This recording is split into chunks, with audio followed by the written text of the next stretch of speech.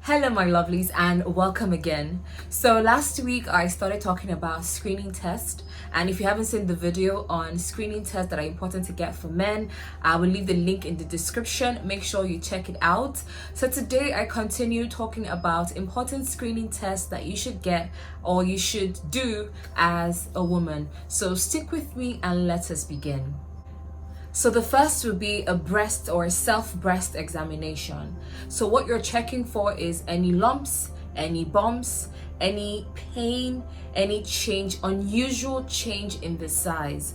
So it's usually advisable to do this after your menstruation, because before your period or during your period, there's usually the natural or physiological changes that occur with the breast, like swelling, pain, sensitivity. So that may mask something. If something is going on, that may mask it. So wait till you're done with your period in the month and do a breast examination. Check for any lumps, any bumps, any discharge if you're not breastfeeding, any pain, sensitivity, and any unusual or any abnormal feeling in your breast.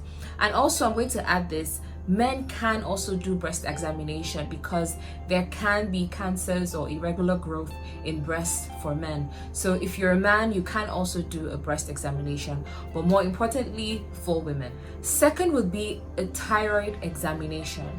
So this is usually not done rampantly, but you have to have certain symptoms for this to be done. So if you are going through any changes in your growth, any heat intolerance or any cold intolerance, any irregularities in your menstruation, any discharge, irregular discharge, you'll want to see a physician and get your thyroid checked. Sometimes some symptoms occur, especially heat intolerance. You could have fidgeting, that's shaking unnecessarily.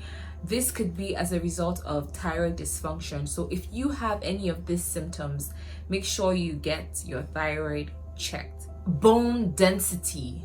So this is to check for osteoporosis, and this is usually done for women who are above the age of 65. And it usually occurs, or osteoporosis usually occurs, or it's more prominent in women who are thinner.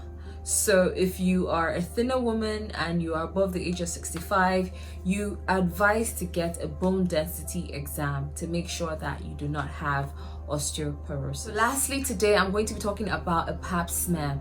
So a pap smear is usually done at the age of, or begins at the age of 21 and done interval of 3 years, especially if you are sexually active. If you see your doctor and you talk to your physician, they would advise on whether you should get a pap smear at that time or not. But it's an important screening if you are sexually active and above the age of 21. This is to check for any irregularities in cell growth and to check for any signs of abnormal cells. After the age of 30, usually a pap smear is done within 5 years or with a space of 5 years. But like I said, talk to your physician if you need more or if you need less, if you need to start or not yet. Talk to your physician and they will be able to guide you as such. A pap smear can be combined with HPV screening, and there are HPV vaccines also available. So you can talk to your physician, like I said, and they would advise you as such. I said this in the last video, I will talk about vaccinations that are important and necessary to get both for children and adults. So stay tuned guys, and I'll see you in the next video. In the meantime, have a blessed one. Don't forget to like, to share, to subscribe, and I'm going to leave the link to the other videos in the description, so make sure you check it out. I'm also going to leave the link to the forum where you can contact doctors in case you have any medical issues. You can reach me via Instagram DMs, email, and I will be sure to respond to you.